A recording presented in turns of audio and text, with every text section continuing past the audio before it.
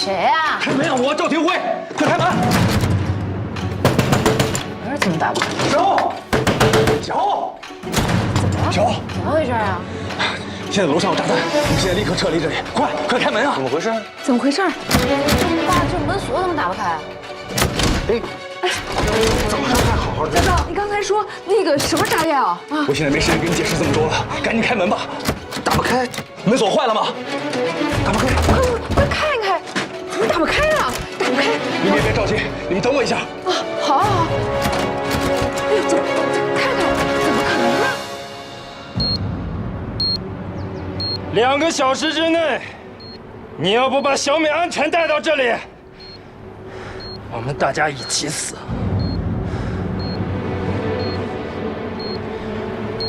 好，我现在就安排。来，大家往那边走，快，注意安全，注意安全，跟上，快往那边走，快，确认一下后面还有没有人啊？快，赶快撤离！赵启辉，到底怎么回事？燕姐在前台被刘伟给劫持了，上面还有炸弹。怎么可能？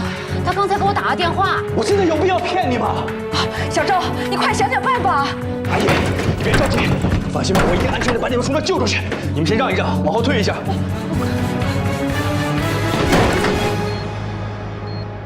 联系林晨一看，把杨门卫送到华修院。别废话，立刻马上！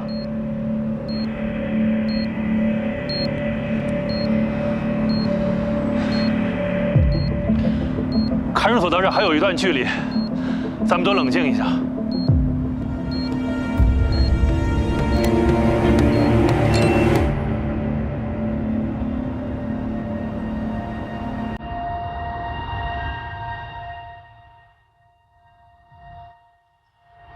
刘伟，KK 是不是你杀的？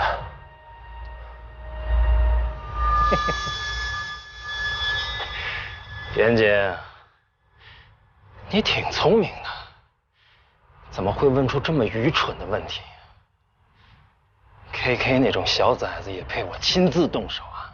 跨年夜当晚，你故意跟我闹别扭，提前离开，难道你没有什么预谋？有预谋也是杀你！我早他妈应该一枪崩了你！这不是你干的。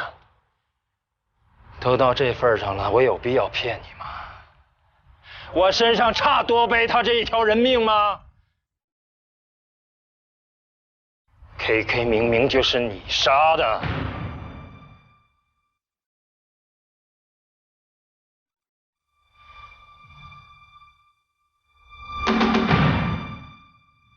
程队，季小欧家被困住了。严姐，小欧家被困住，出不来了。看着自己的女人身陷死局，自己却无能为力的感觉怎么样？你不是无所不能吗，严姐？现在唯一能把门打开的办法，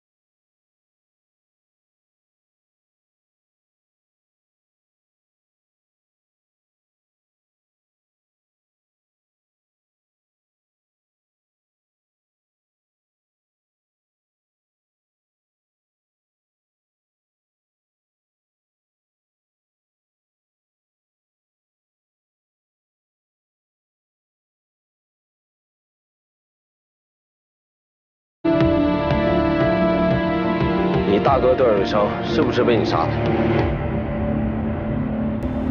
是我杀的，怎么了？为了小美人，跟你有关系吗？先是有段哥，后来再有我。你说小美人怎么就对你不动心呢？这20年来，你对小美人可谓是掏心掏肺，可她呢，她把你当成什么呀？一条狗。这样一个女人，值得你为她拼命吗？值得。小美值得我为她做任何事情。可你现在什么都做不了。你别以为我现在不敢杀你。刘伟，我一定要告诉你，小美人今天一早已经被枪毙了。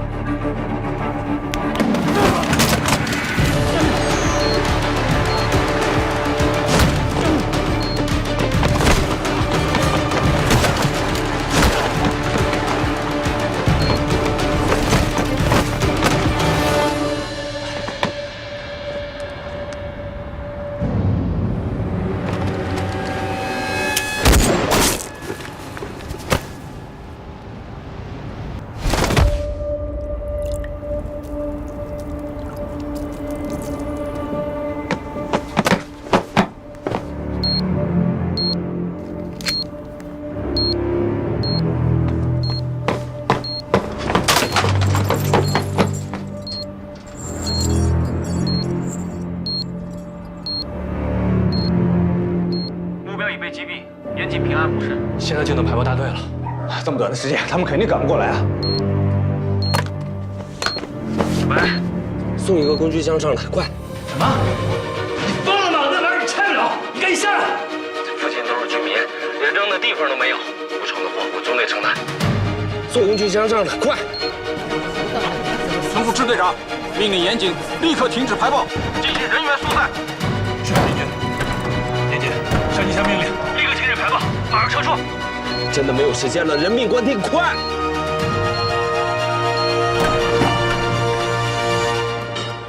林局，严警在武警特战队的时候曾经做过排爆手，有过成功的排爆经验。现在排爆大队暂时无法赶到，能否让他尝试一下？排爆大队还有多长时间能赶到？最快还有10分钟。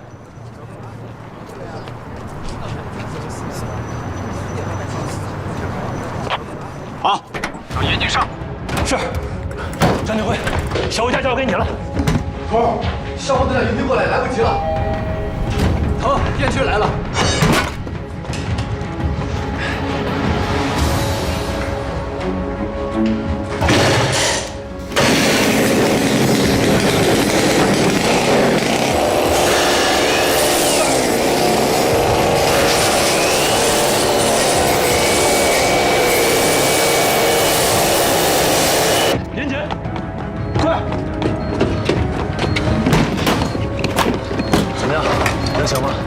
炸弹的设置没有那么复杂，我试试，没准能成。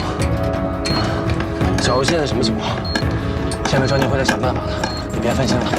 你愣着干嘛？撤啊！少废话，赶紧让你的。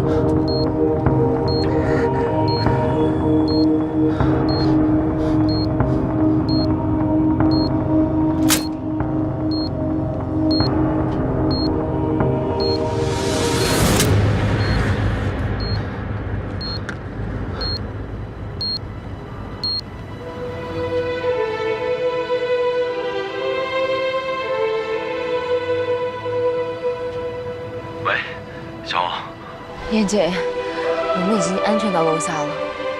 那就好。等我把手头的活忙完，晚上肯定回家吃饭。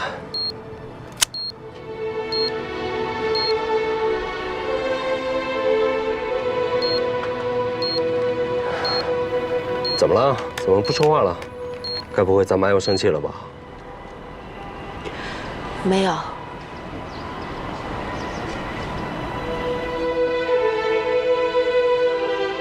他同意我们结婚了。真的？可以啊，媳妇儿。这回真可以当着咱妈的面喊你媳妇儿了。你跟她说，结婚以后不管大小事儿，我都会让着你。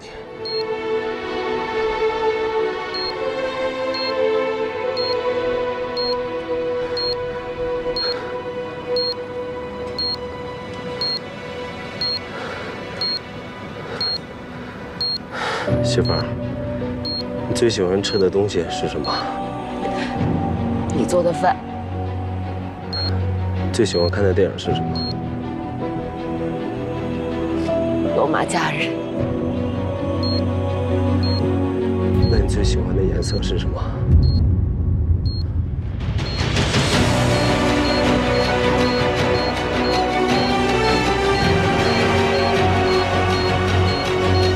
白色。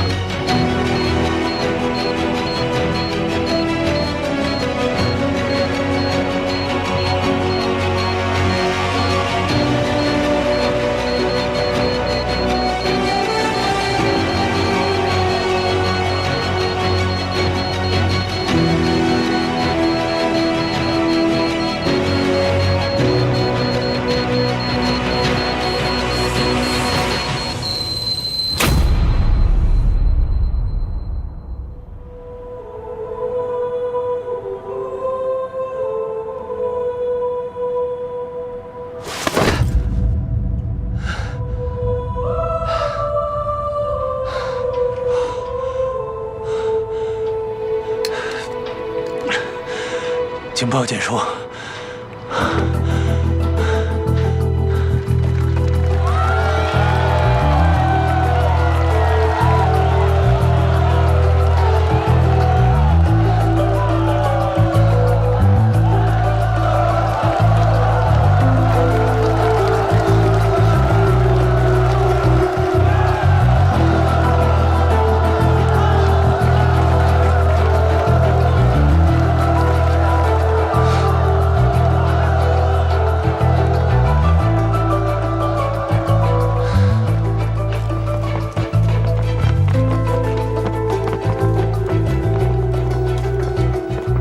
谁能料到刘伟能来这么一出啊？他对小美人也真是爱得惊天地泣鬼神了。刚才哥们帅吧？行了，别装了，瞧你那手抖的，后怕了吧？婚还没结，我可舍不得死。对了，赵天辉呢？我得好好谢谢他。他应该去核实刘伟跨年夜的去向了。如果战宇真的不是刘伟杀的，那这个案子就更复杂了。我实在想不通啊，除了刘伟以外，还有谁那么想要杀我？你刚从鬼门关出来，别想那么多了。就凭赵天辉那股子轴劲儿，再复杂的案子也会有出路的。行了，不跟你说了，我回队里加班去了。来，刘伟都死了，还不让休息？刘伟是死了，但那个制毒人还没有抓着呢。制毒人？根据小美人的交代，他们的配方是刘伟从一个制毒人手里偷来的，但那个人跑了。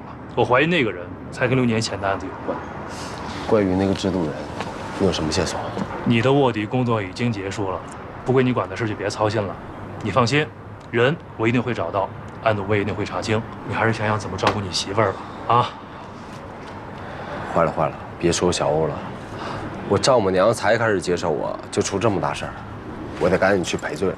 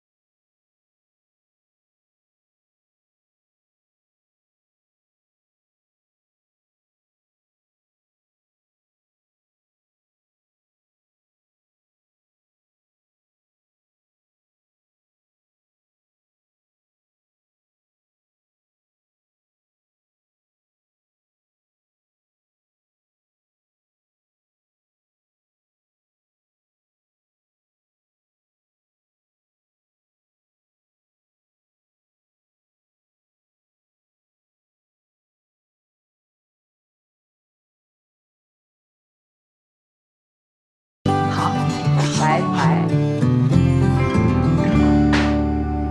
来，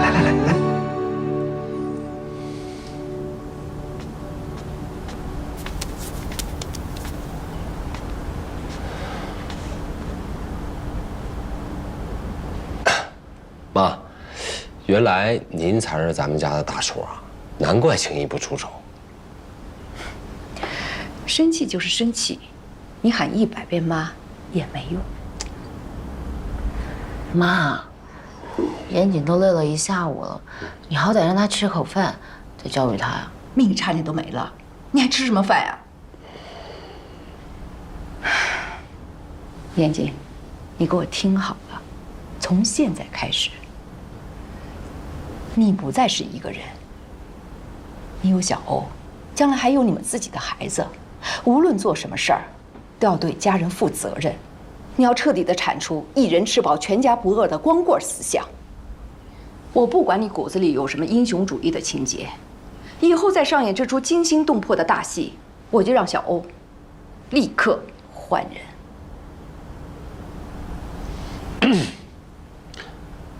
我发誓，我严谨，从今往后绝对不会拿生命开玩笑，谨言慎行，努力挣钱，好好养家，以家庭为主，以小欧为主。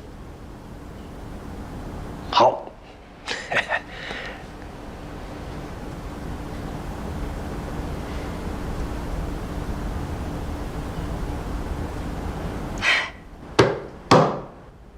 今天这么重要的日子啊，怎么也得喝2杯。等着，我去拿酒去。好嘞。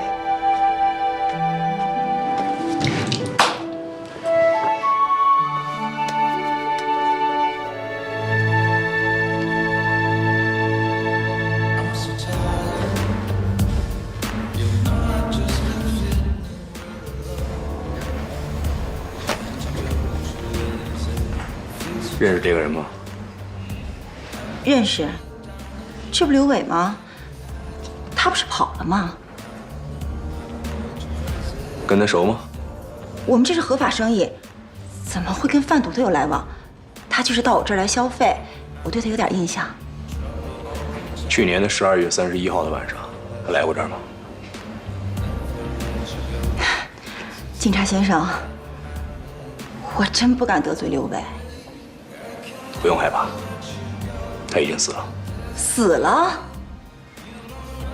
哎呦我的天哪！这个王八蛋，一天对我连孔在下的。哎，那他赊的账我跟谁要去啊？你先回答我的问题。去年跨年夜的晚上，他来没来过这儿？来过。那天晚上我们店里做活动，他来的时候还跟我打了个招呼。几点来的？又几点离开的？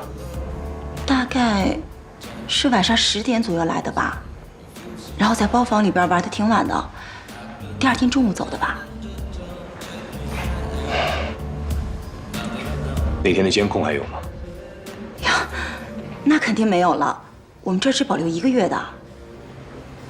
那你还能帮我们找到那天晚上跟刘伟在一起的人吗？我们需要核查一下。这个没问题啊，你们先坐，我去给你们问。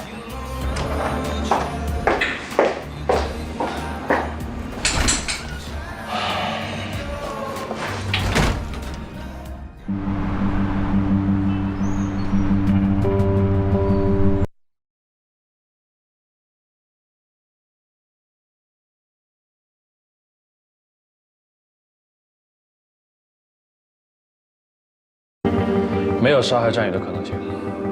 我早就对刘伟没抱什么希望了。他要真是凶手，怎么可能一点线索都没有呢？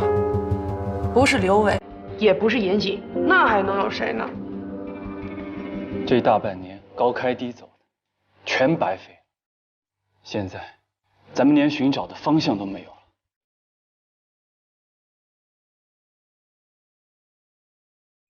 这么点困难，就把你们全打趴下了是吗？咱们手里的证据都指向谁？可严生已经通过那个实验，排除了清洁工就是严谨的可能。严慎是律师，他的责任是保护委托人，并不是寻找真相。严慎用带有煽动性的实验保护了严谨，但是他并没有付掉我们手里其他所有的证据。那您的意思，严谨还是嫌疑最大的那个人？他从来没有从我的嫌疑人名单里去除过。说句心里话，头儿，昨天严谨干的那些事儿，我还是挺佩服他的，有点没办法把他跟那个杀人犯联想到一起。在我眼里，他是不是杀人犯，靠证据说话。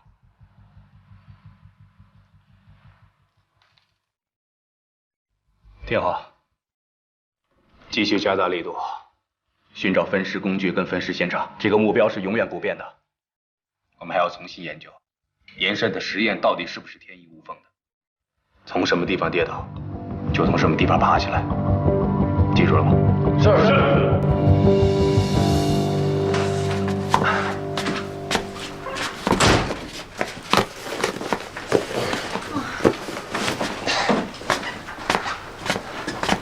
这逛了一个下午，我腿都打软了。辛苦了，老婆。来，对，我给你捶捶。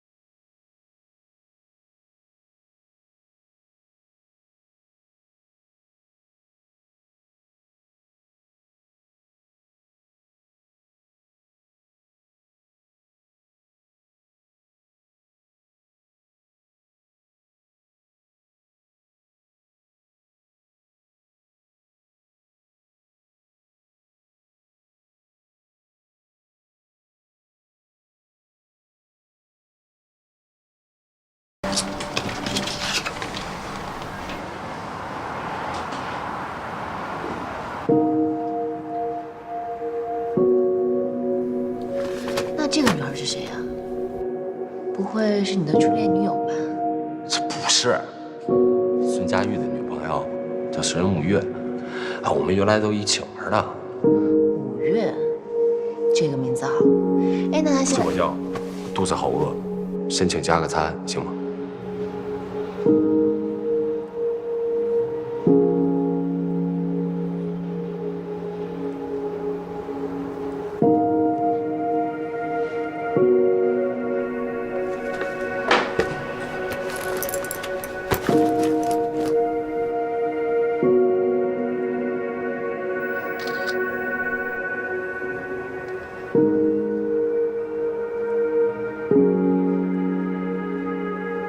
小，减肥餐已经好了，请夫人用餐吧。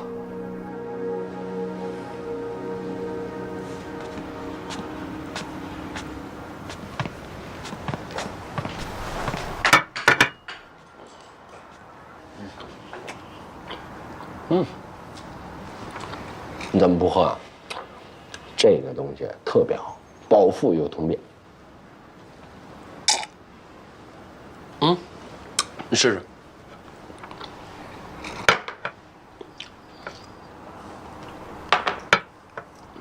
你怎么了？我就有点累了，喝不下了。要不你回屋里躺一会儿。我明天一早还要马货，我就先回去了。哎，我送你吧。不用了，我叫个车就回去了。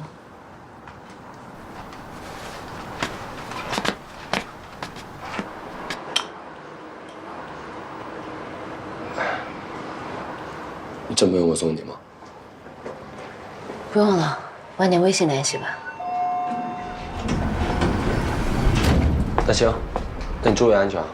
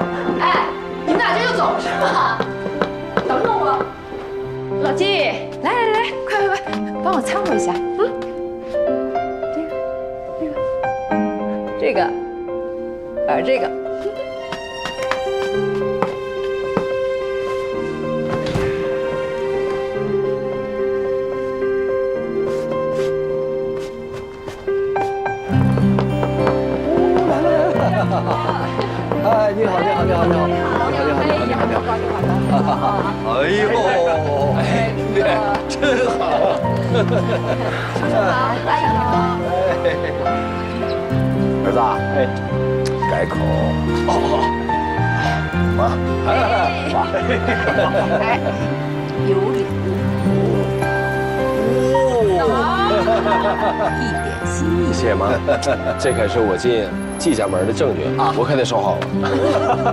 闺女，爸，妈，我呢？好孩子，来，那个自己家的小店儿，饭菜都准备好了，兄弟，喝两口。来吧，谢谢哈，来。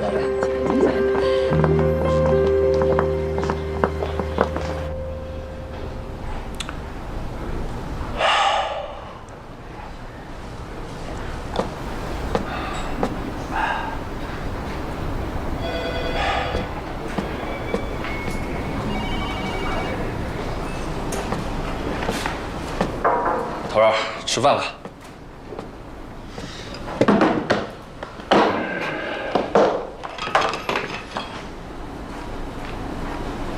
你几天没回家了？2、3天吧。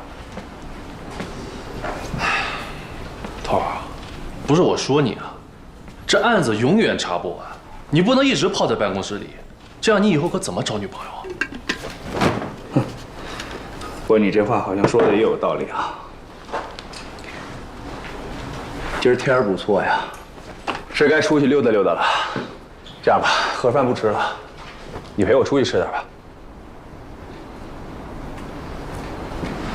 我哪有资格陪你出去吃饭啊？我一堆工作还没做呢，一会儿还得带着兄弟们去搜索分尸现场啊。发现给你小子个福利还不接着是吗？那你回去干活去吧。哎，别，我女朋友最近发现了一家特别好吃的火锅，要不我带你去麻辣一家？行，就去那家吧。今儿我请你。哟，铁树开花了。再那么多废话，让你掏钱啊？走，走吧。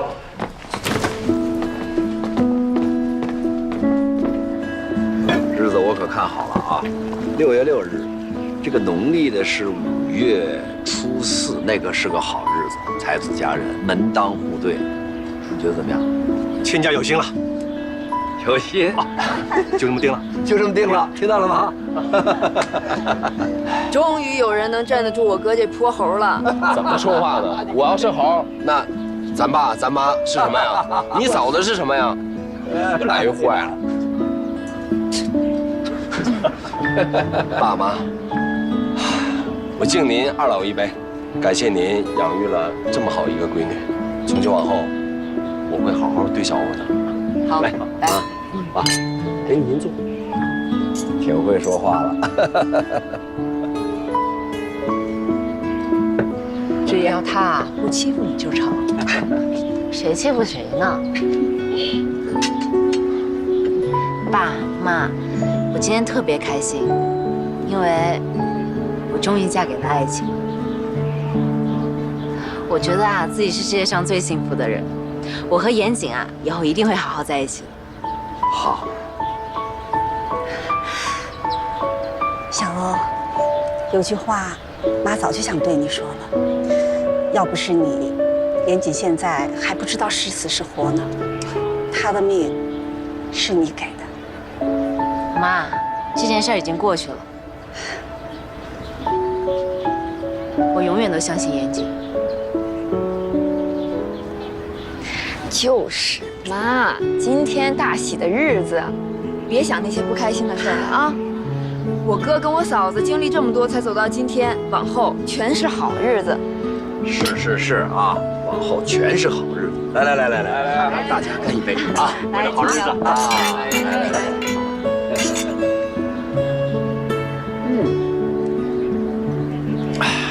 来，坐下，吃口菜。哎，是啊，好日子还在后面呢。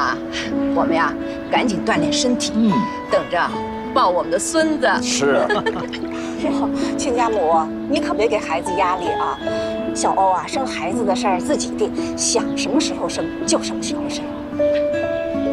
我和严谨挺喜欢孩子的，我们俩决定结完婚以后生1男1女，凑个好字。好，咱们就这杯好字干一杯啊！再干一个，来。来，我给这。妈，我给他夹。啊，好，来，那这给你吧。哎，来，挺好的。好，来，你也来吧。哎呦，头儿，你慢点儿。哎呦，慢点。哎呀，不花钱的东西就照死吃啊，丢不丢人啊？不是，我说你怎么又溜达来严谨的小区了？你是不是有什么新的线索呀？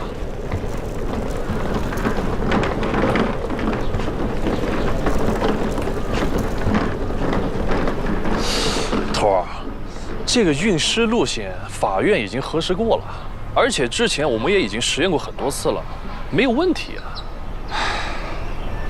不知道为什么，我总觉得这条运尸路线会是咱们的突破口。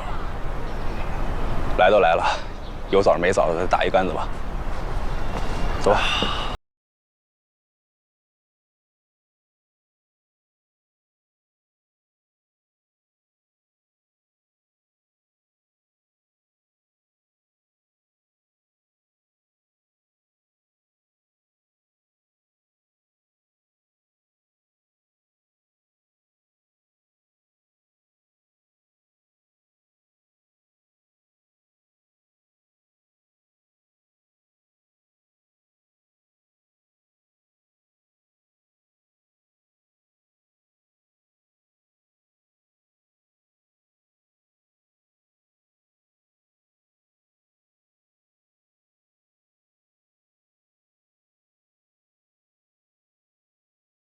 慢点呀！我的肚子里头火红红，快吐出来！哎，给我把嘴闭上！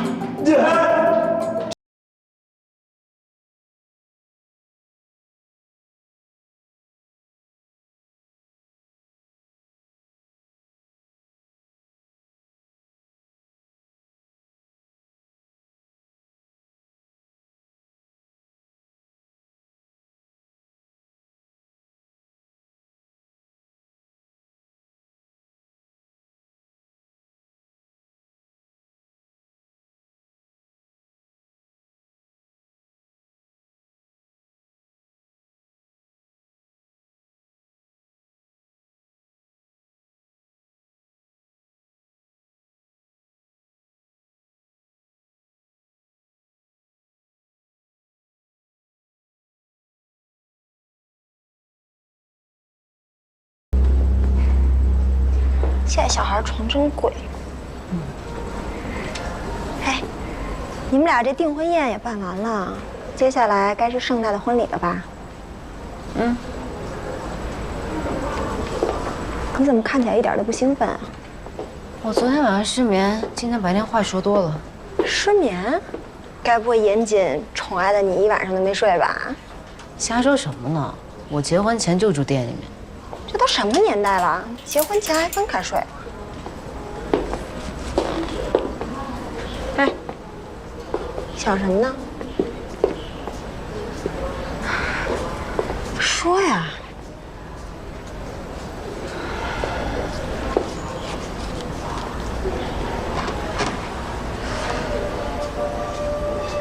这女的谁啊？严谨初恋？严谨之前说她是孙佳玉的女朋友。但看这照片，明显这两个人就是情侣啊。这照片你在哪儿看到的？那天我去他家，在一本书里面看到的。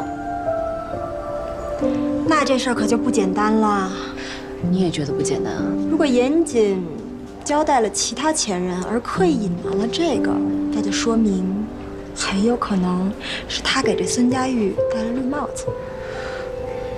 以严谨的性格，不可能吧？这你就不懂了吧？男人可以炫耀自己花心，但对于撬自己兄弟女朋友这种黑历史，绝对不会轻易提起。这种减分项，刻意隐瞒也能理解，但你绝不能掉以轻心。严谨本来就是个抢手货，他还留着这照片，就说明他对那姑娘念念不忘。你可得看紧点儿。这年头，初恋杀伤力特别强，可别一不小心让这初恋杀个回马枪。严谨不是这样的人。你要是相信他，你就不跟我说这些了。走，吃甜品去。没有什么是一顿评评解决不了的。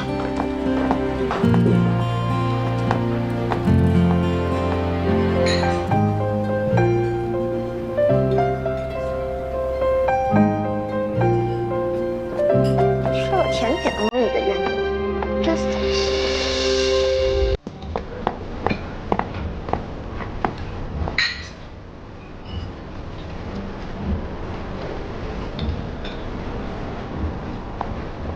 吃了甜品都能你的愿望，真扫兴。好巧啊！我陪你雅过来买点东西。啊，我也是。我刚去那边超市买了点东西。那就坐这儿吧。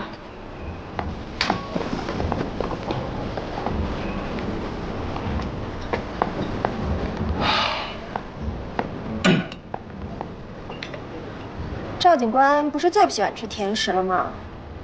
尤其是杨枝甘露，怎么现在也好上这口了？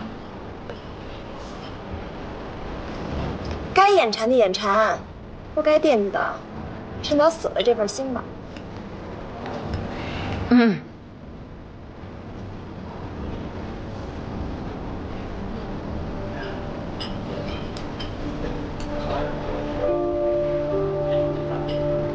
听说你要结婚了是吗？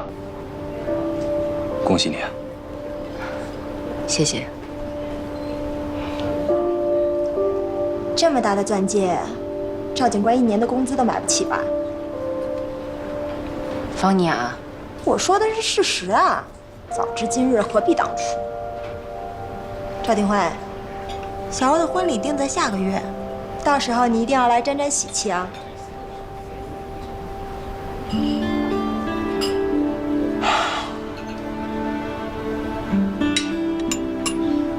我局里还有点事儿，你们慢慢吃吧，我先走了。哎，战宇的案子有没有新的进展？暂时还没有。天天查也查不出个名堂来。我要是负责这案子，早就引咎辞职了。方妮啊，你以后能不能不要再挖苦赵廷辉了？我也不想挖苦他，可是我一见到他就忍不住，看他我就来气。谁让他当年抛弃你了？本来这件事我还站着，被你这么一说，变成我小心眼了。这跟你又没关系。再说了，赵廷辉知道我什么脾气，人家现在还是孕妇，激素水平不稳定，你就谅解一下好不啦？服务员，哎，来了，我要点单。你要点什么？给我来个 cheese cake。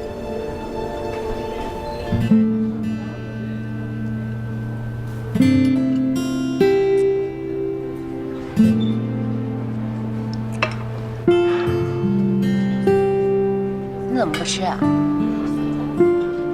你吃口我这个吧，特别好吃。又酸又甜的，有什么好吃的？你就吃一口吧，保证你会喜欢上。啊？走吧。领导。喂，李局。啊，是的，案情有了新的进展。是的。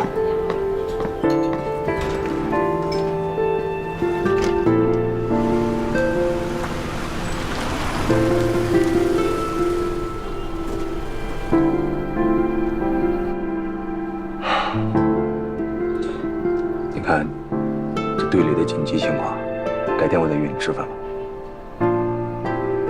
要不我送你上去吧？不用了，就送到这儿吧。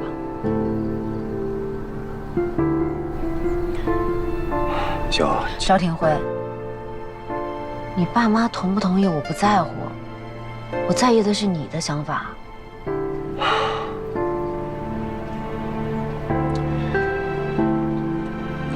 其实我觉得，这婚姻再怎么说都是两家人的事情嘛。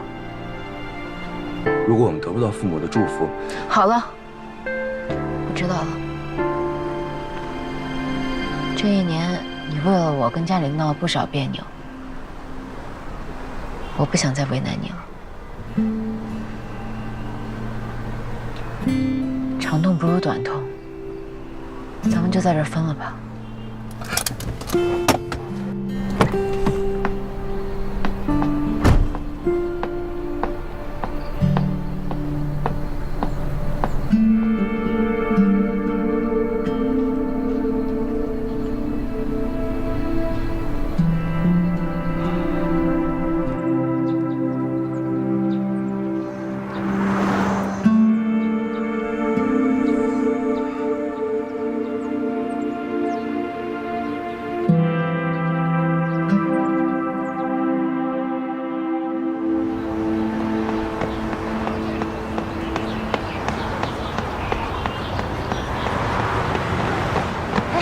冯大哥，哎，小欧，你怎么在这儿呀？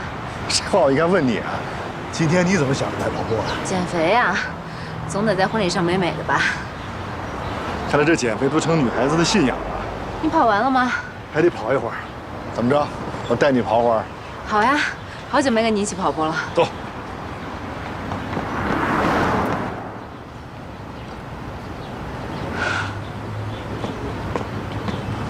来，喝水。好久没有正儿八经运动了，完全跟不上你的节奏。这我也是为了你放慢节奏了。这运动完啊，整个人舒服多了。既然舒服多了，就聊聊吧。跟严谨吵架了吧？哎，没有，我就最近看到一张老照片，发现严谨跟一个女孩在一起。但是我跟他在一起这么长时间，他从来就没有跟我提起过。小欧啊，这每个人都有过去，这过去呢就会有很多小秘密。既然你选择和严谨在一起，就不要介意他的过去。哎，冯大哥，你知不知道一个叫沈五月的女孩？五月，我知道，但不太了解。这姑娘不是去世了吗？已经去世了。啊？你不知道啊？对不起啊，我可能有点说的多了啊。哎，这都是过去的事儿了。之所以严谨不愿意提，这可以理解。那他和严谨还有孙佳玉之间是不是发生过什么事儿啊？孙佳玉和严谨是在武警特战队认识的，我是后来在禁毒支队和严谨认识的。之前他们的事儿我不太了解，这事儿你应该问程瑞敏吧。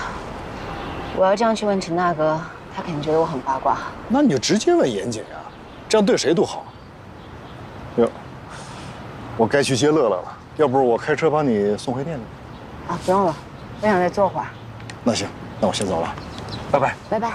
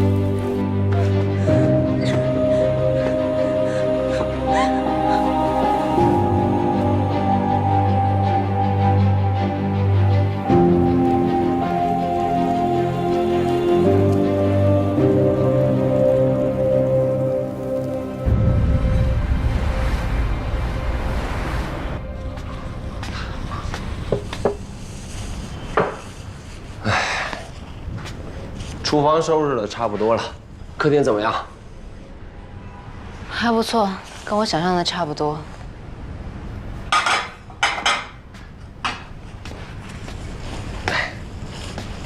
怎么了，宝贝儿？看你好像不是很开心啊。没有呀，我还在忙呢。来，我来擦。哎，不用了。哦，对了，家附近新开了一家居酒屋，我听说特别好，要不然咱们俩去喝一杯？等我收拾完。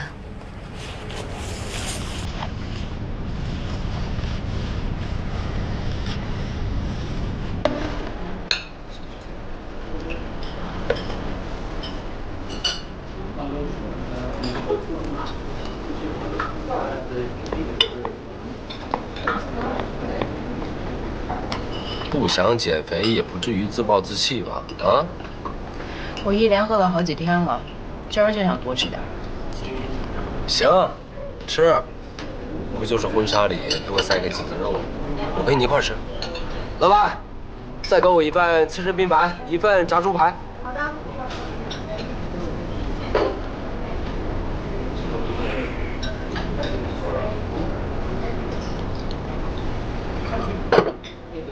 哎，慢点喝，清酒后劲儿大。你又不是不知道我的酒量，这点酒都不够塞牙缝里。你这酒留着养王八呢，喝掉。哦。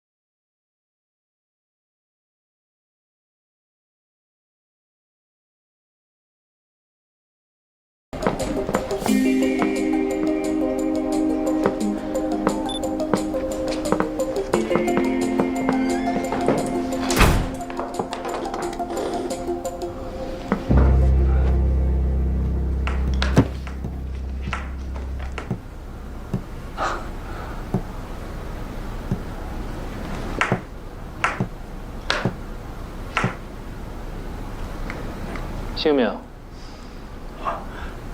黄发祥，年龄54了。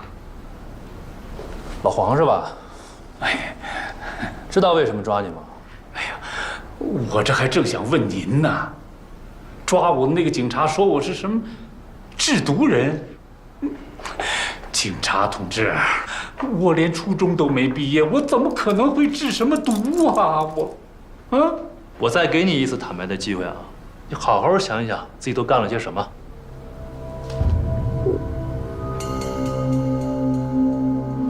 哎呦，警察同志，我真不知道你在说什么。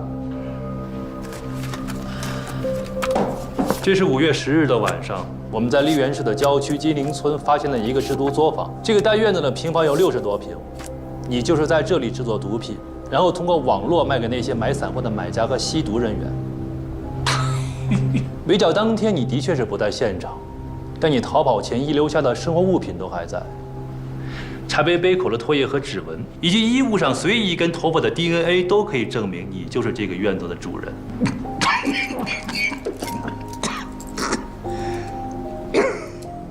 还是不想说是吧？啊，我听你说，你的货在圈内算是上等尖货，销售渠道既专业又隐蔽，一看你就是制毒界的老炮啊！以你的级别，怎么也得傍个大买家长线合作啊！怎么会心甘情愿的卖散货挣小钱呢？除非你是被别人强行踢出了局，逼不得已才用这种方式挣钱糊口。我们刚刚破获了103特大贩毒案的头目小美人曾经亲口交代过，他说他们最早的货就是跟一个神秘的制毒人在网上交易的，后来他的搭档刘伟想自产自销，于是偷了配方，并想暗杀这个制毒人，只可惜让这个人跑了。你的货跟小美人的货在配方成分上一模一样，你就是这个神秘的制毒人。还有什么可狡辩的？警察同志，你说的我是越来越不明白了。去年12月之前，你一直在小美人的水产公司做门卫，你用一种最危险也是最安全的方式去观察你的仇人，或许是想报仇，却始终没有得逞。由此可见，你这个初中都没有毕业的人还是很有头脑和胆识的。你说像你这么聪明的人，坦白从宽这么简单的道理，还用我跟你多说吗？啊，黄发祥。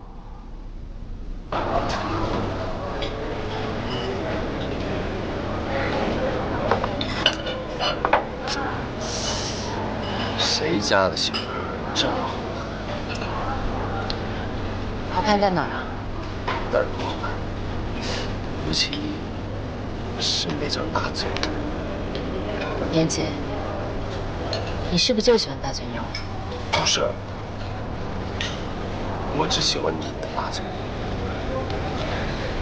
我们俩认识多长时间了？1年零3个月零10天。才认识1年多就要结婚，想想都觉得不可思议。什么意思？要反悔啊？我人都是你的了，你能答应我件事儿？说。以后我们俩在一起，不管发生什么事儿，不管是好的还是坏的，都要对对方坦诚。我觉得吧，这2个人之间，不管有多亲近，都应该有彼此的独立空间和独立人格，甚至有秘密。你的事儿你不想说，我不会问，不管是过去、现在还是将来，我对你是完全的信任。如果真正信任，就没有什么不能说。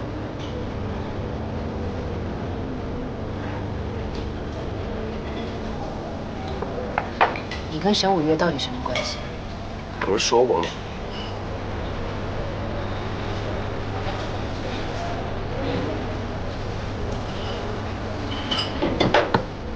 我不是想纠缠什么过去的事情，我也不在乎他在你心中的位置。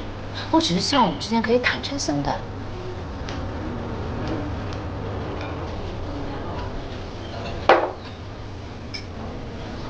我知道这个女孩已经离开了。那你还问这么多干嘛？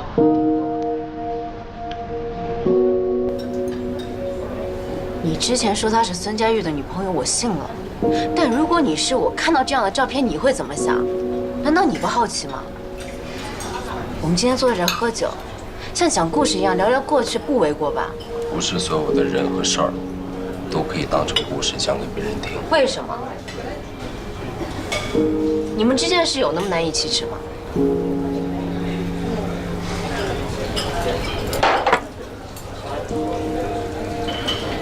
妍姐，你不要让我觉得你那么陌生好不好？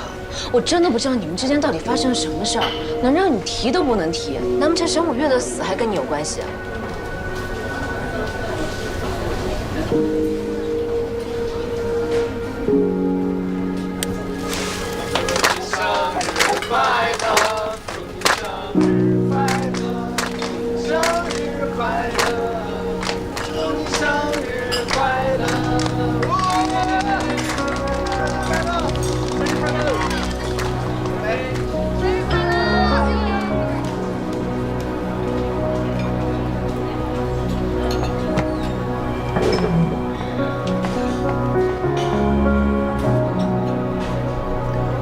老板，再给我来壶酒。好嘞。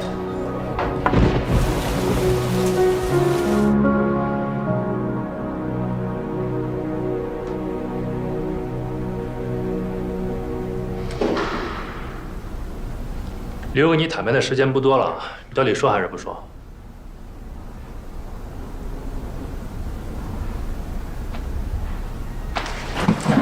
没错。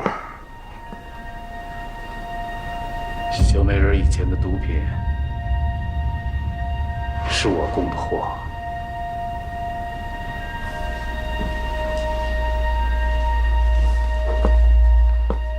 可是我怎么也没有想到，他们居然要杀人灭口，偷取我的配方。那你跟6年前邓坤贩毒集团有什么关系？邓坤跟海叔这2个人你认识吧？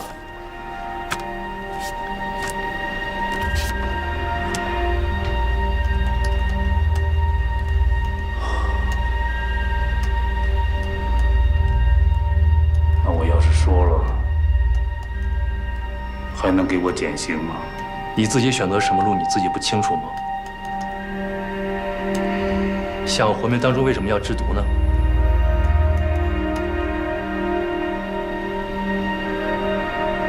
黄八香，你当这是哪儿啊？这事由不得你琢磨，你今天必须要说清楚，毒品配方到底是怎么来的？你跟6年前的案子究竟有什么关系？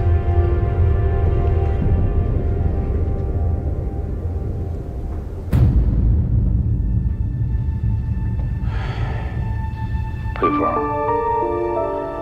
是我从邓坤那儿得到的。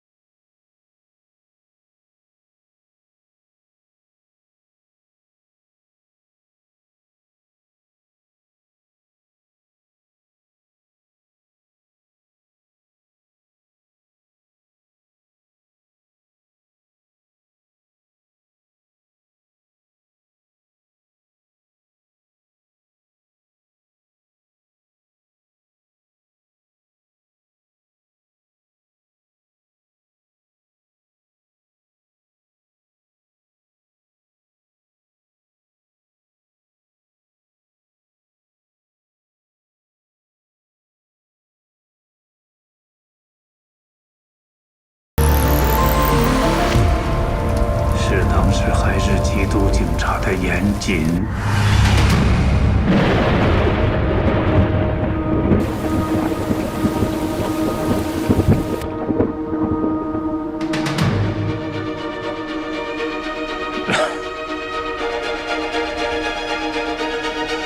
你知道做伪证是什么后果吗？我这一条腿都迈进棺材了，我能跟你说这些，还不就是为了想多活几天吗？好，那你就把6年前案发现场你看到的都告诉我，什么也别落下。哎，来，能给我口水喝吗？给的。说吧。啊。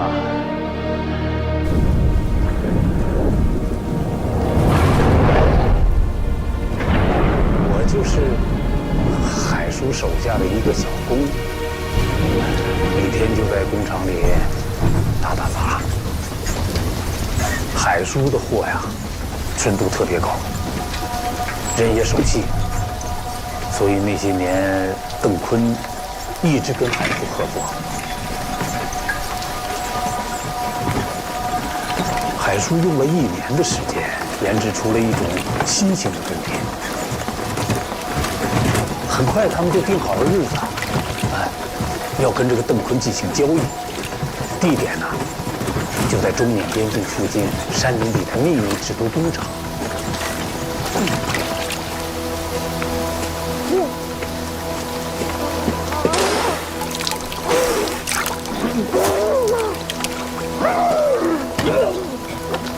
没事吧？没事，谢谢。哎呀妈的，这真不是人干的活儿。谁让干这个挣得多呢？嗨，你把这2壶水给海叔送过去。哦，记住，不该看的别看，不该问的也别问，啊。哎，去了。好。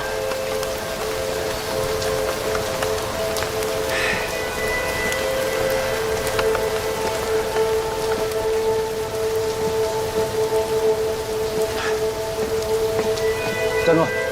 干什么呢？我来送开水。给我吧。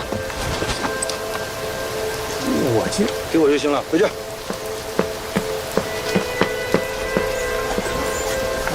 看什么看？快走！哎。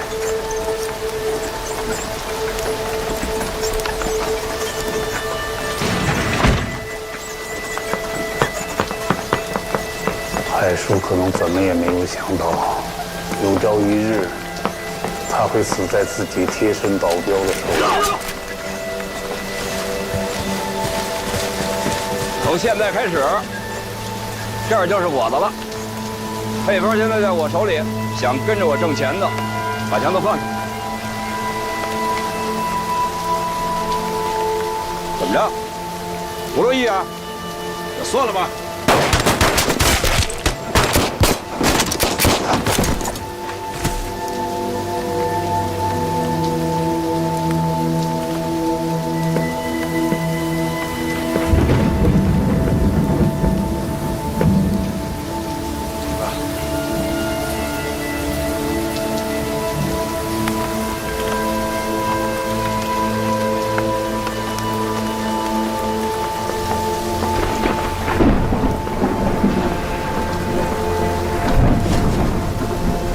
就在邓坤带人去制毒工厂的时候，警方就围剿上来了。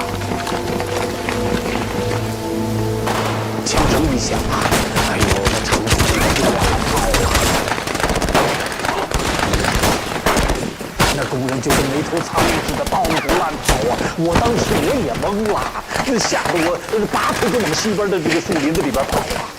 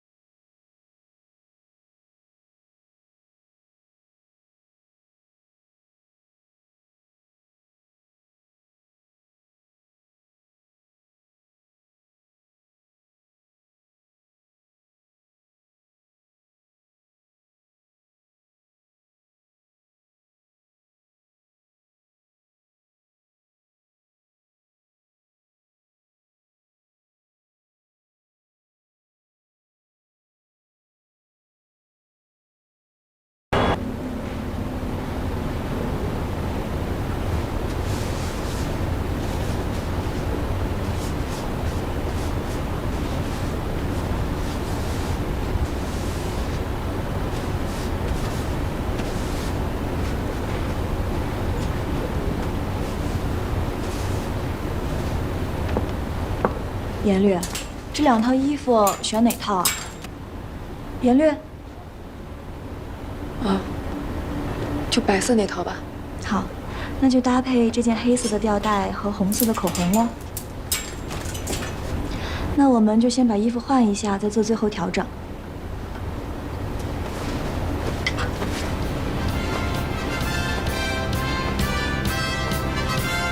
观众朋友们，大家中午好，欢迎大家收看今天的《法治时空》。我们今天邀请到的是著名律师，也是我们的老朋友严胜严律师。大家好，我是君和律师事务所的创始人严胜。首先，我们先来看一下今天的案例。我们先请严律给我们这起案件做一个简单的评价。这起案件呢是一起典型的辩护人通过金钱收买证人、篡改口供，帮助被告被判无罪的案例。该案的辩护人触犯的是辩护人妨害作证罪，也就是我们通常所说的律师伪证罪。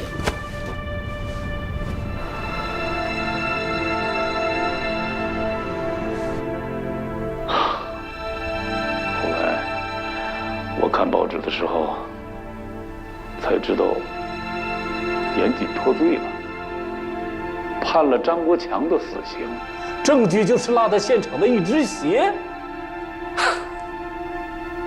其实那天张国强根本就没在现场，是我穿了张国强的鞋，逃离的时候不小心掉那儿了。黄发强，做假口可是要负法律责任的。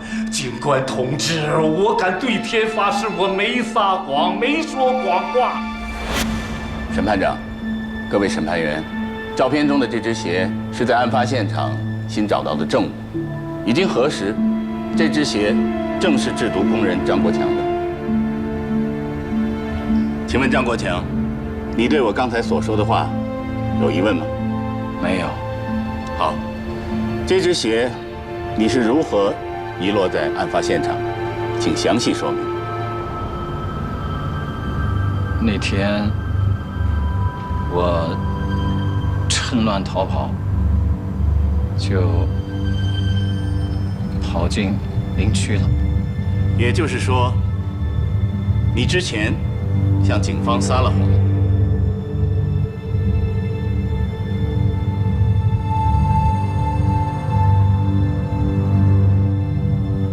请你继续。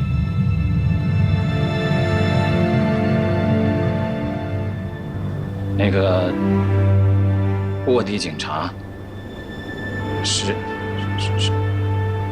我杀死的。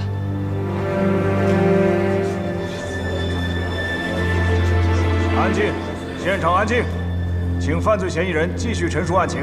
是我用被告人的枪打死他的。你指的被告人是在座的严谨吗？是。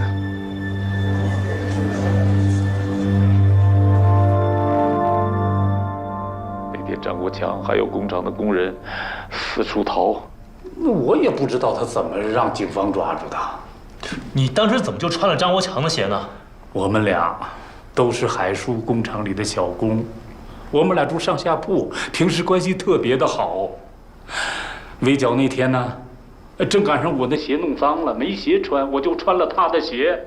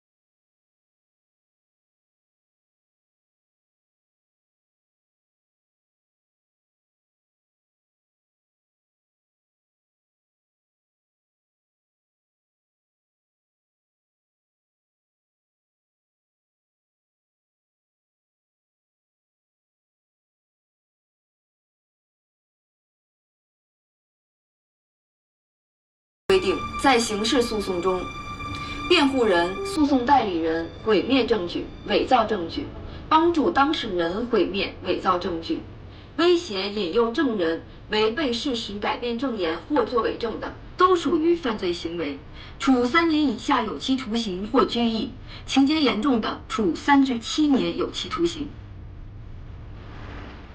我们经常会讨论一个尖锐的问题，就是律师的责任究竟是以委托人的利益为主，还是以案件受到公正的审理为主？我们想听一下严律您的看法。你看看这严慎这姑娘，越来越成熟了。大婶，你朋友多，学生也多，赶紧给她介绍个合适的小伙子。当职业道德和人性道德发生冲突的时候，我觉得作为一名律师，应该职业道德优先。这不是人性不人性的问题，而是一个根本的原则性问题。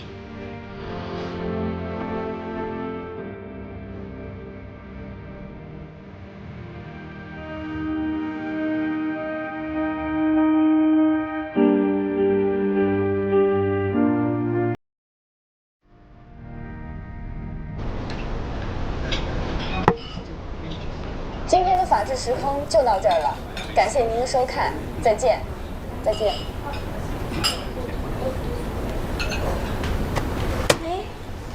你说你这小姑子要模样有模样，要能力有能力，怎么就是嫁不出去呢？人家不是嫁不出去，是压根儿不想嫁。倒是你，打算什么时候和老冯领证结婚啊？我们不急，等孩子生下来再说。是不是冯大哥有什么顾虑啊？没有，你看他对我多好。我知道他对你好，我的意思是，他是不是考虑到乐乐暂时不想结婚？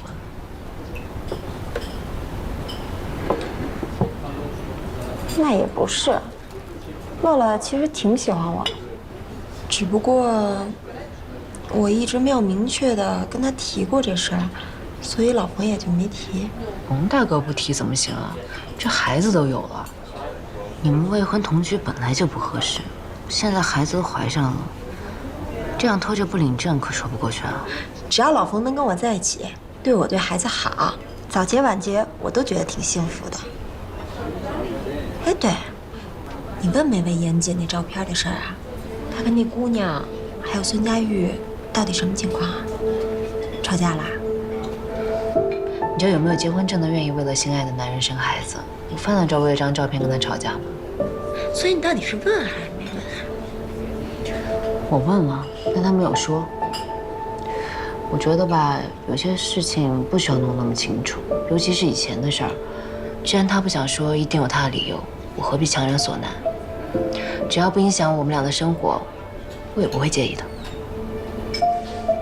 心真大，我得向你学习。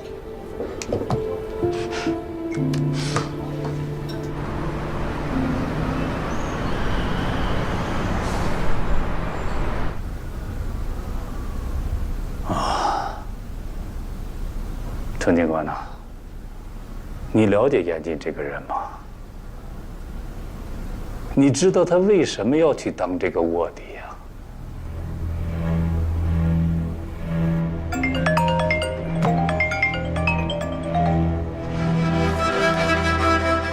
喂，云梯 S6519里坐的你的人吗？我先声明啊，我做的都是正经买卖。你什么情况我还不知道啊？盯的不是你。你的意思是，有毒贩来我这吃饭了？什么人？不认识吗？少打听，我还有事忙着呢啊！没事，我先挂了。搞得这么神秘，看来案子不小啊。需要哥们儿帮忙的地方，你尽管吩咐。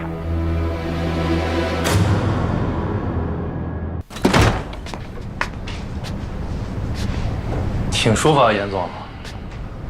你呀，真是一个人过不下去，赶紧找个姑娘，别三两句在我们家赖着不走啊！怎么呢？不欢迎我？你没看到你儿子画的全家福啊？就你那张脸，是随便勾描一下，我估计啊，孩子连你长什么样都给忘了。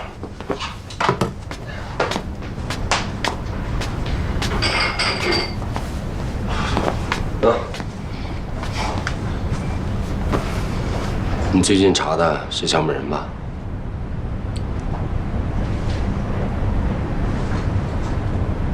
哎，我就知道啊，这个女人真不一般。这半年，她想方设法的给我拉关系，也是不安好心。小美人对你有兴趣？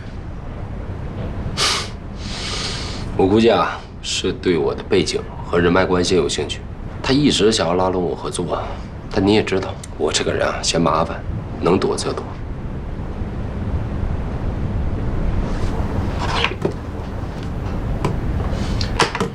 说吧，这个案子查得怎么样了？查出什么了？已经有线索表明，小美人的生产公司涉嫌贩毒，而且规模很大，但是我们查了很久都没有突破，仅此而已。啊？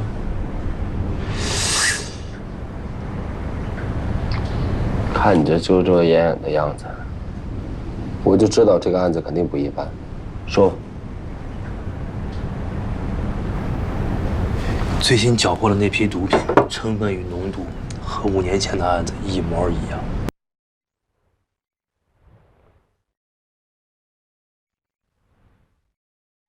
你好日子过够了，跟毒贩接触有多危险，你又不是不知道。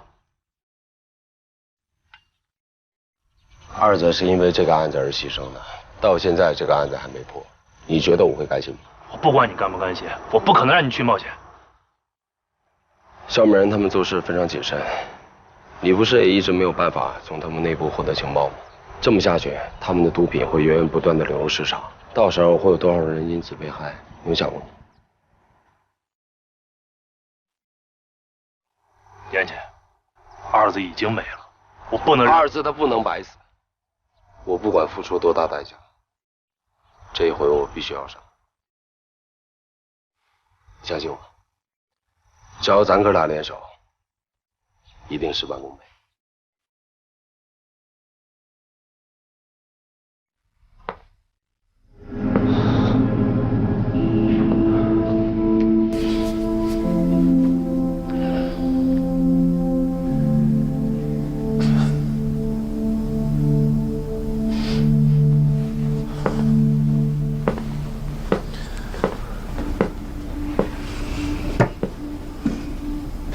你想说什么？如果我没猜错的话，一定是严谨主动找你要求做这个卧底的。啊，程警官，你有没有想过，严谨早就不是缉毒警了？他早不问晚不问，为什么偏偏在这个时候问你办什么案子？而且你办的这个案子又跟6年前1020大案有关呢？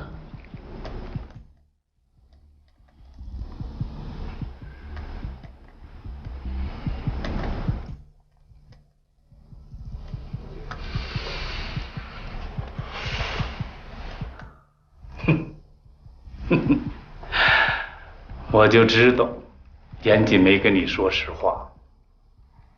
不过没关系，我可以告诉你究竟是为什么。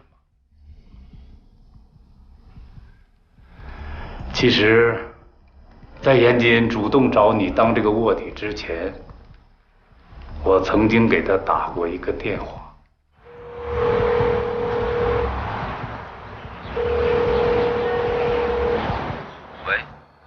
喂，是严老板吗？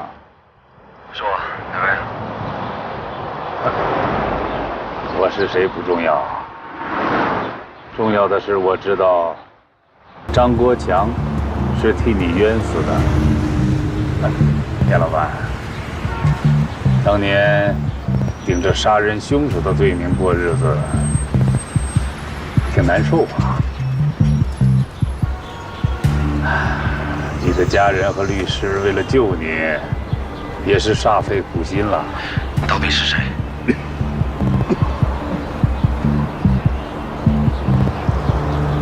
我知道，小美人对你很感兴趣。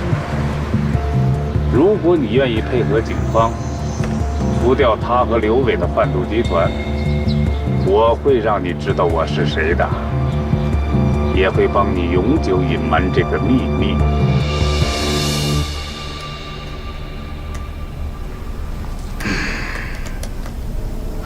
赶尽杀绝之后，我沉寂了半年。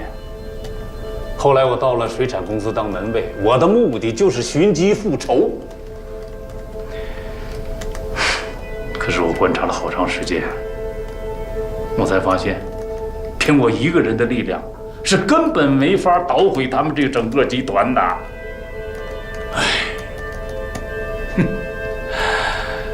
可能是老天爷可怜我呀，竟然让我在无意中发现了小美人跟严谨私下有接触。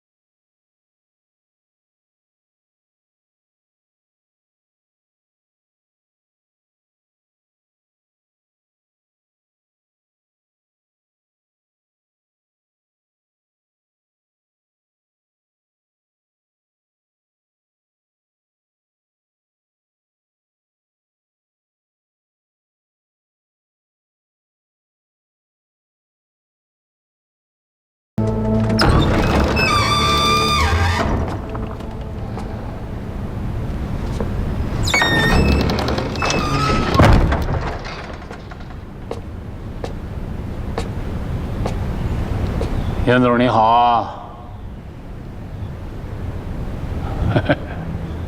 放心，就我一个人。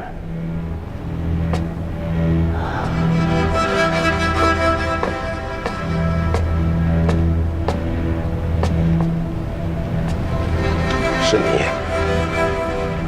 没想到吧，严总，咱们之前也是抬头不见低头见啊。我的事儿，你是怎么知道的？当年我是海叔手下的一个工人，当你和孙家玉和邓坤持枪对峙的时候，我就躲在旁边的沟壑里，不小心目睹了全过程。严总恐怕没想到吧？啊？我已经在配合警方调查小美人贩毒集团了。你答应我的事儿，你要说到做到。哎呀，你放心，你只要按照我们说的去做，你的秘密我们绝对不会告诉任何人的。你，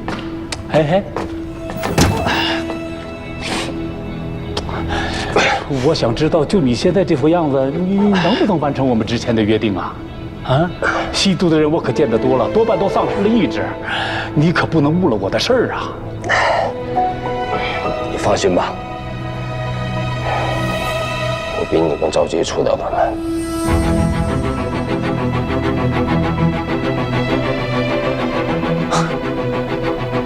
要是这么想的话，这位缉毒英雄的军功章应该有我的一份，是吧，程警官？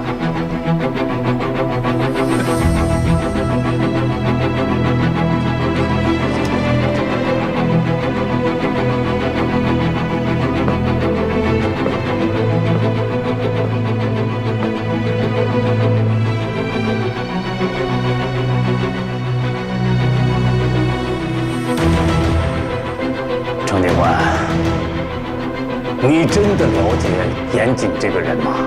你清楚他到底为什么要去当这个卧底吗？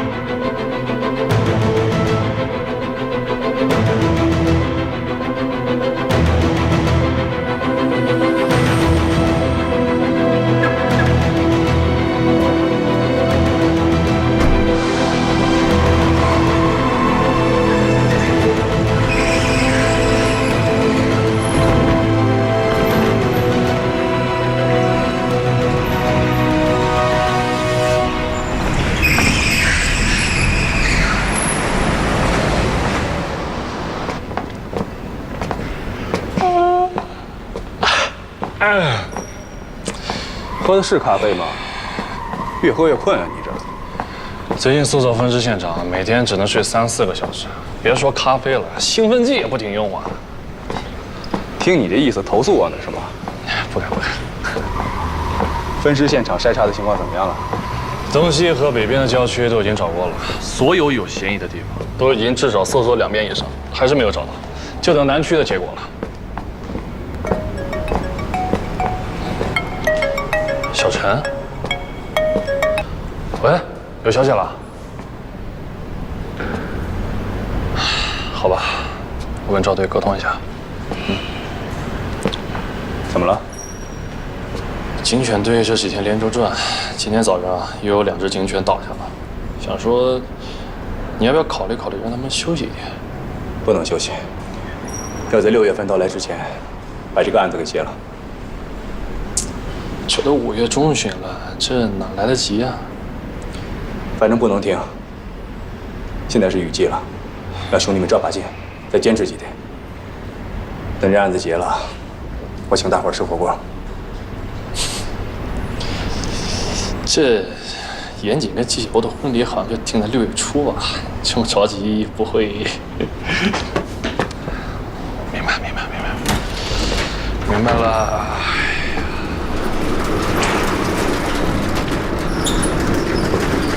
喂，哎，赵队说了，案子破了，请大家伙吃饭啊！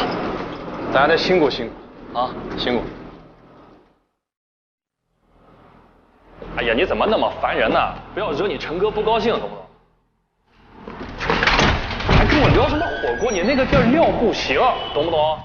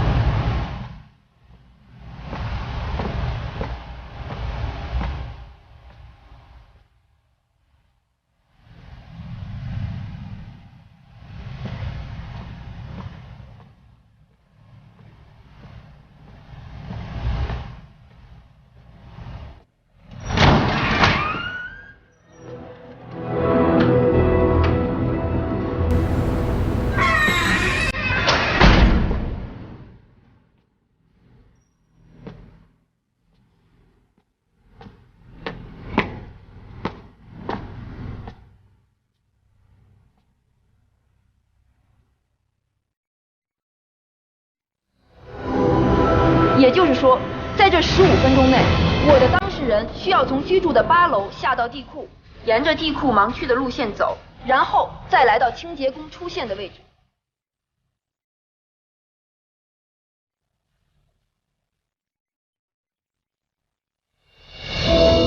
你们地下1层这个门，平时都是关着的吗？啊，这个门平时是锁着的，但是每周一为了方便运送垃圾才会打开。每周一？对，因为每周一是小区大扫除的时间。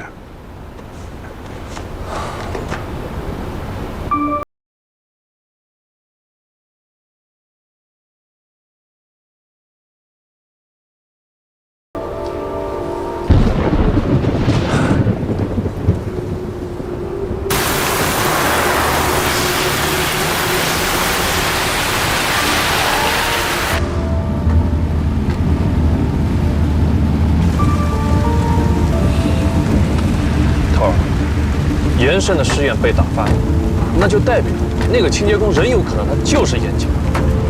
咱们要不要现在立马就把他抓起来？不能着急，你再调点人手过去，尽快把分尸现场找到。我必须拿到最直接有力的证据，不能让严谨再从我手上跑了。好，我回去就立刻安排。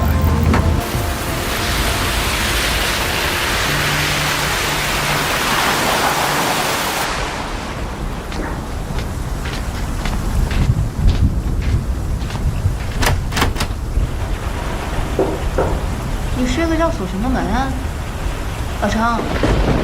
是不是哪不舒服啊？你听得到我说话吗？我没事儿，想一个人静会儿。那我去妈家接浩浩，晚饭后回来。哎，冰箱里我今天煮的排骨，你一会儿热热煮个面吃吧。知道了。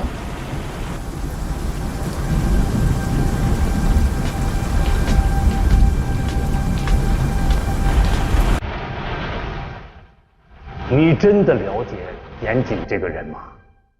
啊？你清楚他到底为什么要去当这个卧底？你最近查的是项目人吧？这一次我必须要上。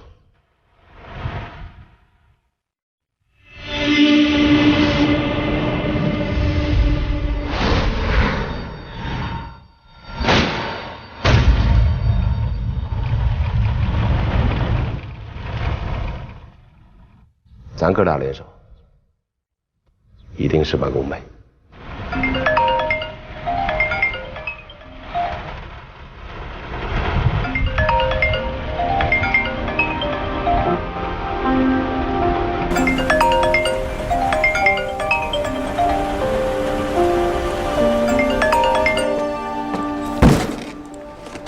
大家把手上的活先停一下，这是严谨从小学到现在所有的资料，每人一沓，都给我查仔细了，听清楚了吧？杨成，发一下。他查严谨不至于从小学开始查吧？真要想查一个人，就得先了解他这一生，知己知彼，百战不殆。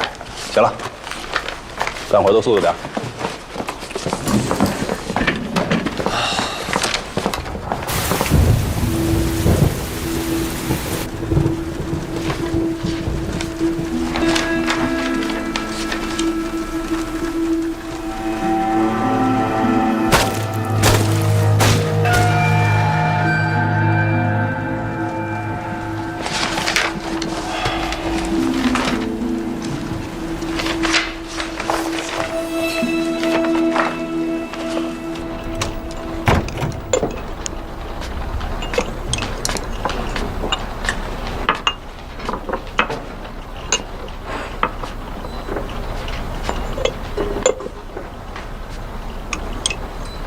哎，行了，看啊，都是早上刚打上来的海鲜，还有上等的法国白葡萄酒，这好东西啊，必须得咱哥俩同谋享用，够意思吗？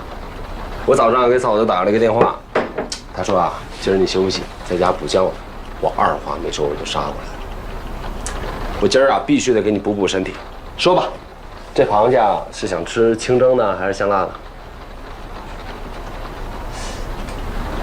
这点头什么意思啊？顺蒙圈了吧你？来，喝口酒，清醒一下。开瓶器呢？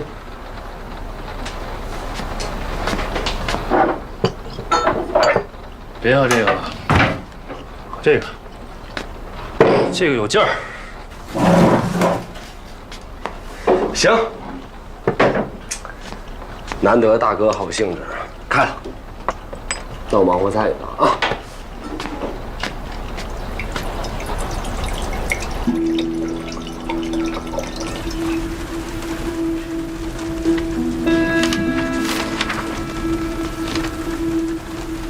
严谨，根据我们了解到的情况，你和孙佳玉之前是非常要好的兄弟，但后来因为一个叫沈五月的女孩开始产生矛盾，对吗？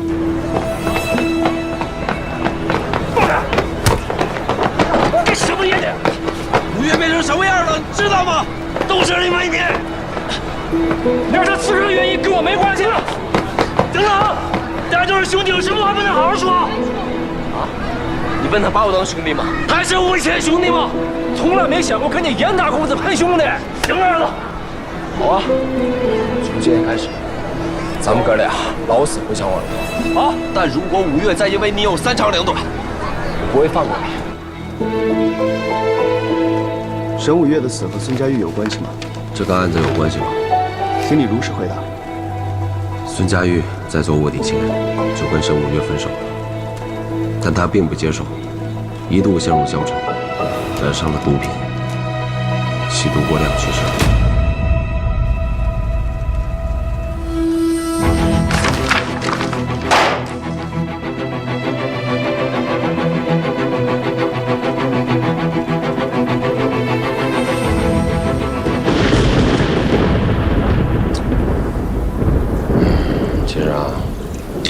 这两天心情特别差。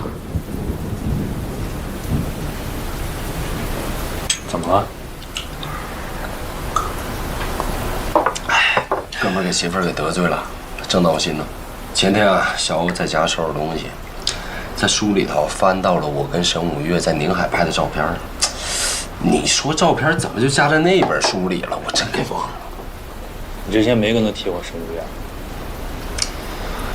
他看到过咱们5个人的合影，在别墅的时候也问过我，我就说沈五月是二子的女朋友，不就是怕纪晓鸥瞎想吗？谁成想还有一张照片在家等着我，跳进黄河都洗不清了。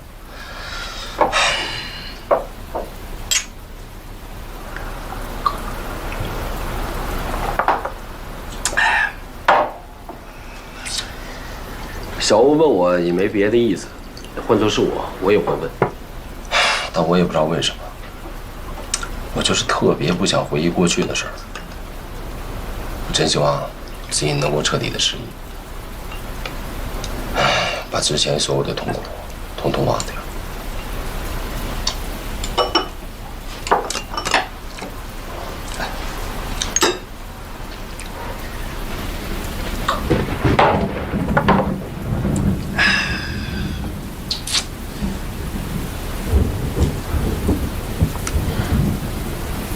这雨越下越大了。是啊，这一下雨啊，人就容易伤感。二子出事那天也是下这么大的雨。想二子？你不想他？我哪敢想？但我经常梦到他。都梦见什么了？有好的，也有坏的，但大部分啊，都是咱们哥仨在一块儿的时候。我刚才也梦见二子了，他跟我说他不是被张国强打死的。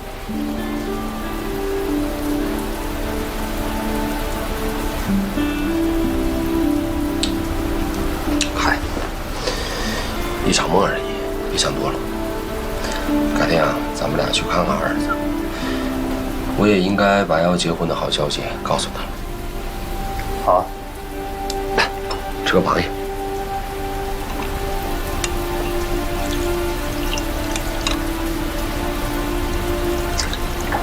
我看你今天状态不对呀，是那个制毒人有什么消息了？没有啊。你怎么对这个制毒人这么上心啊？我好歹也参与过这个案子，人没抓着，案子就算没完。尽管我不在禁毒支队干了，但我的心情跟你是一样的。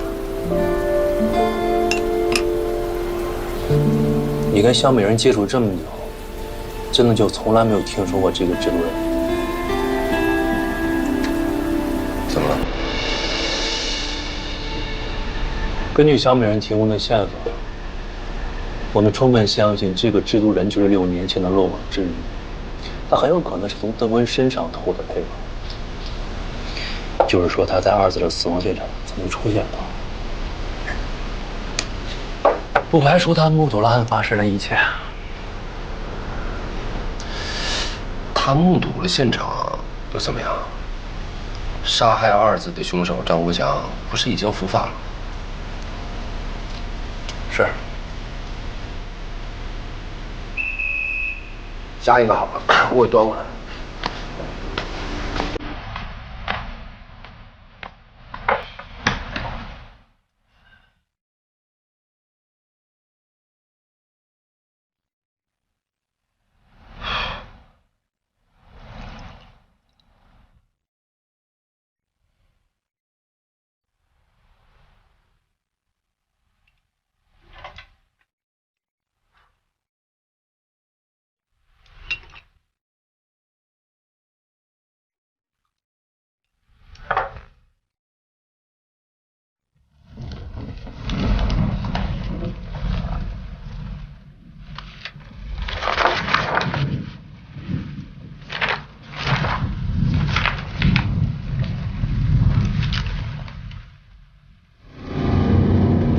张国强，你打死孙佳玉之后，往哪个方向跑的？我当时是向东逃跑的。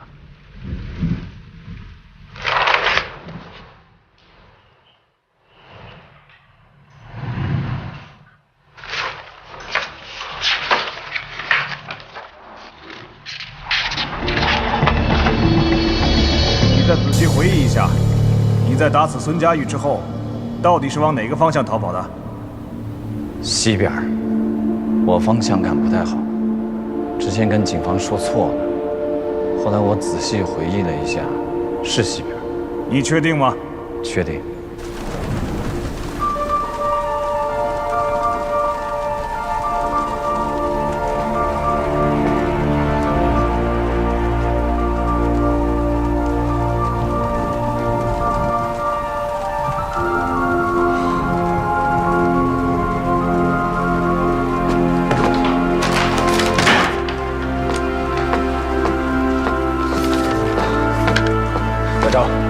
把张国强生前的资料给我搜集一下。好好的调查他干嘛呀？叫你去你就去，明天给我回复啊。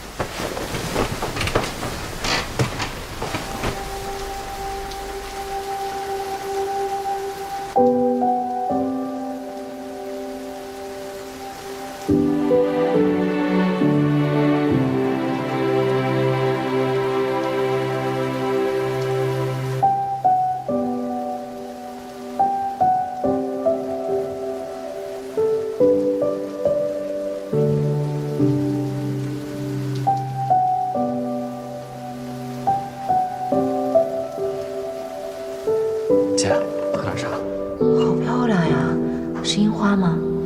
最近我们学校的樱花都开了，我加了一些进去，还加了一点水果一起泡着喝，味道还不错。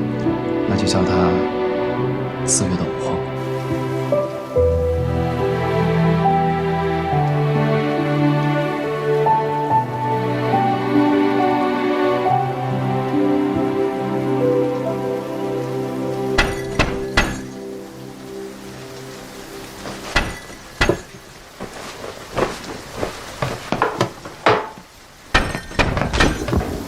小老婆，小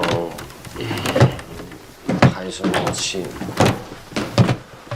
怎么喝这么多？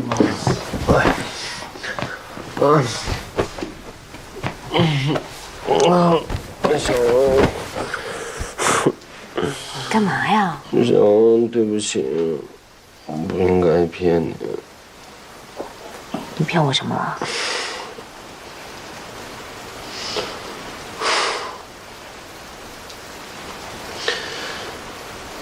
其实沈五月，他是我的初恋。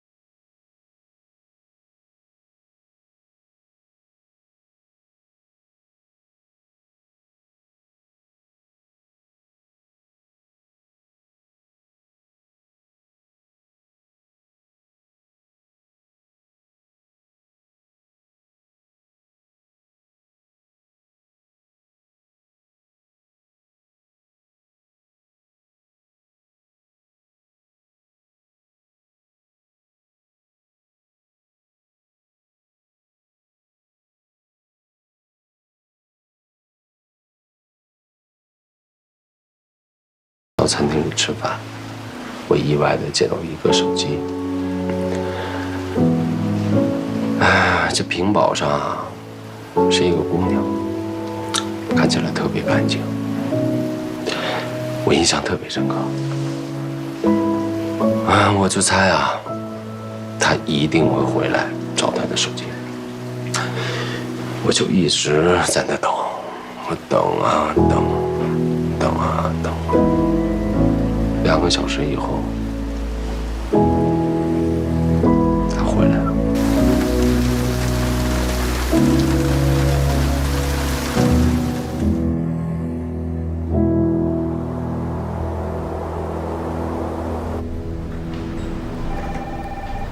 张国强死前得了癌症。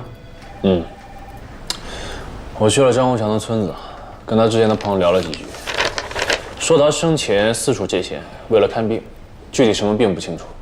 所以后来我去了医院调了他的病历，这才发现了问题。6月份查出来的癌症，他被捕是10月份。看来张国强是为了钱才被迫制毒的。应该没错。张国强现在家境怎么样？据村里人说，当年张国强杀害警察一事，给全村都蒙了羞。他死后，他老婆也没有跟村民有过多的来往。哦，对，他们有一个儿子，有轻微的智障，后来出了车祸就瘫痪在床上。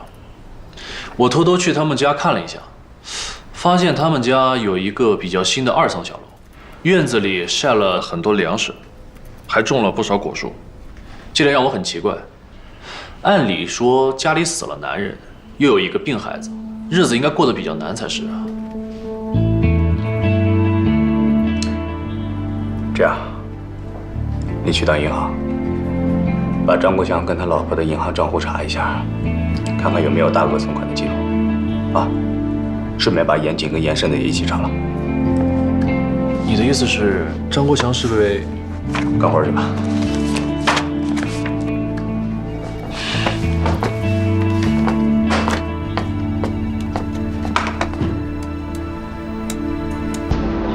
这是一个复古风的婚礼现场，以白色和绿色为主色调。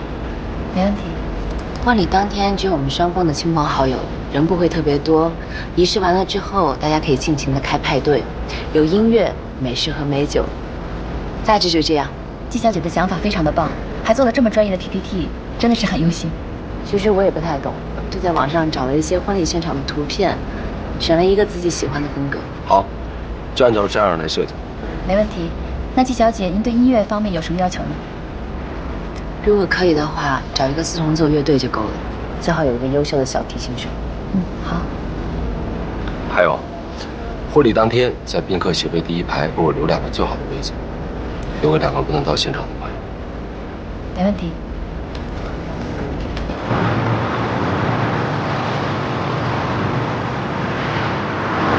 刚严胜给我打一个电话，他跟设计师已经约好了，明儿上午10点，咱们到工作室选婚纱。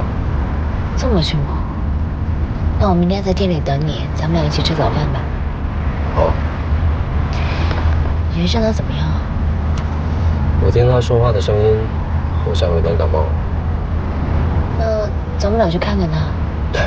那个丫头工作请的6亲不认，估计咱们俩去了，她也没空理我。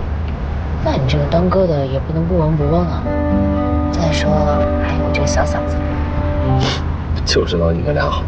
行，咱们去。没有，我给忘了，今天晚上有个预定，还是个生日派对，我得回去盯着。行，你忙你的，我去就好。那我改天再去看他。好。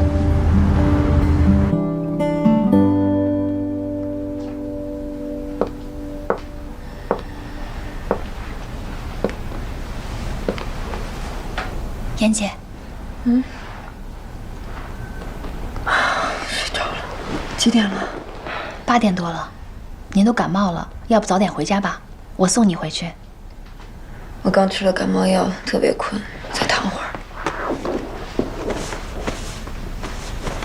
看您这样，我还真的很不放心。没事，我躺会儿就回去了啊，你放心吧，赶紧回去吧。行，那我就先回去了。你记得要按时吃药啊，别太晚了。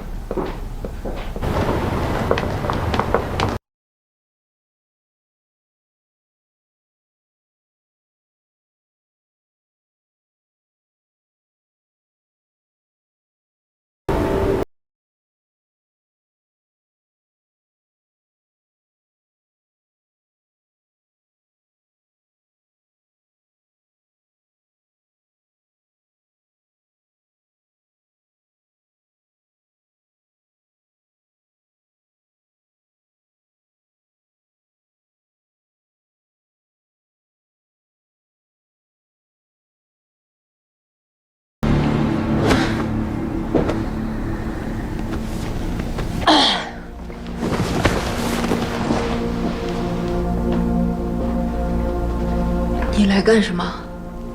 我没法不来啊，电话你也不接，短信也不回，我只能来找你了。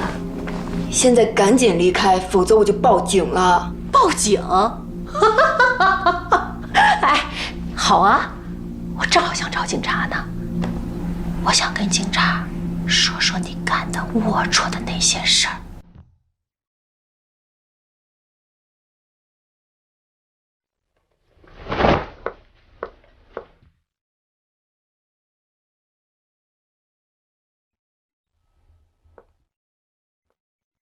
到底想干什么？还能干什么？我没钱了，给你的还不够多是吗？不够，一条人命就值这几个钱。这是敲诈，我完全可以告你，你知道吗？你是不是以为6年前你干的那些事儿我没有证据啊？我现在告诉你，我有录音。你告我，那我就把你给你哥哥做伪证那些事儿全都捅出去，到时候我死的不止你一个，还有你那个杀人犯的哥哥。